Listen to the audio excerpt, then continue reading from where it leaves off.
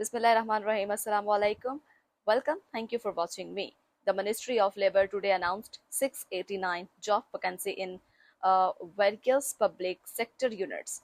Of the announced jobs, 443 are for holders for bachelor degrees, another 65 vacancy are for go to post GED general education diploma holders and 181 यानी कि 181 vacancies for GED holders and below. The ministry announced that applying to compete for these job opportunities will be open for a duration of 2 weeks from the announcement.